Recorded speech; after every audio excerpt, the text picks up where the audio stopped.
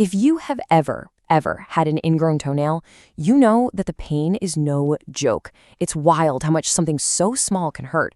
So, in this explainer, we are going to walk through exactly how to deal with them at home, but also, and this is super important, when you need to stop and just call a doctor, okay? Let's get into it. You know the feeling, right? It starts out as just a little bit of a bother, but before you know it, it's this sharp, throbbing pain that you just can't ignore. It literally affects how you walk, the shoes you can wear, pretty much everything. And it's all because the side of your toenail decides to grow into the soft skin right next to it. And here's a fun fact for you. It has a fancy medical name, onychocryptosis. Yeah, it sounds super complicated, but it's just the official term for this really common, really painful problem. But knowing the name is one thing. Understanding what actually causes it is how we start to fix it. So, let's dig in. What is actually bringing on all this pain? And maybe more importantly, how can you spot the signs really early before things get, out of control? Getting a handle on the why is absolutely the first step to feeling better. A lot of the time, the culprits are things we do every single day. We're talking shoes that are just a little too tight, squeezing your toes together, or cutting your nails the wrong way, like too short or with rounded edges. Even just stubbing your toe can kick it all off. And hey, some of us are just born with nails that curve a bit more, and for some people, certain health conditions like diabetes can make it way more likely to happen. The secret weapon here is catching it early. You cannot ignore that first little twinge of pain that just won't go away. If you start seeing some redness creeping in around the nail, or the skin starts to puff up a little bit, that is your body waving a big red flag.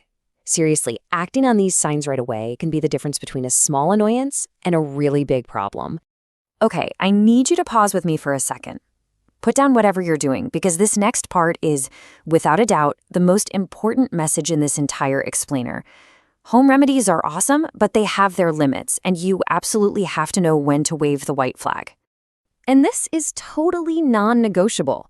Knowing when to stop trying to fix it yourself and get professional help is critical. We're talking about avoiding some really serious complications that could mess with your health long-term. So here it is, the bottom line. If you see any of these signs, your ingrown toenail is probably infected. That means the redness and swelling are getting worse, you see any kind of pus, or there's a watery fluid that has blood in it. Any of those things mean you stop all at-home treatments right away and you call your doctor. A bad infection can actually spread to the bone, and that is a whole other level of serious. Okay. Deep breath. Now that we've covered that really critical warning, let's get into what you can do at home. But I'm going to say it one more time. This is only for ingrown toenails that are not showing any of those signs of infection we just talked about. If you've caught it early, these can really, really help. First up, the simplest thing you can do, a warm water soak. It sounds basic, but it is so effective for bringing down the pain and soreness. Just let your foot hang out in there for about 15 to 20 minutes, a few times a day. It's super soothing, and it softens up the skin around the nail, which makes everything else a little bit easier. And here's the logical next move. After your soak, and once your foot is totally dry, you can very gently try to lift the corner of that nail. Then you can slide a tiny, rolled-up piece of clean cotton underneath. What this does is it helps guide the nail to grow up and over the skin instead of digging into it. Just make sure you swap out that cotton for a fresh piece every single time. Want to level up your soak? Add some Epsom salt. It's basically magnesium sulfate, and it is fantastic for softening the skin even more, which can take a lot of the pressure off. Plus, it helps bring down swelling. A tablespoon in your warm water, do that a few times a week, you'll feel the difference. All right, let's talk about another classic from the home remedy playbook, apple cider vinegar. People love this stuff, and for good reason. It has some natural antiseptic properties. And when it comes to your toe, you've basically got two ways you can go, a full-on soak or a more targeted compress. So for the soak, you're going to mix raw, unfiltered apple cider vinegar, the kind with the mother in it, with warm water, about half and half. Then just soak your foot for about 20 to 30 minutes. And you know the drill by now. The most important step afterwards is to get that foot completely dry.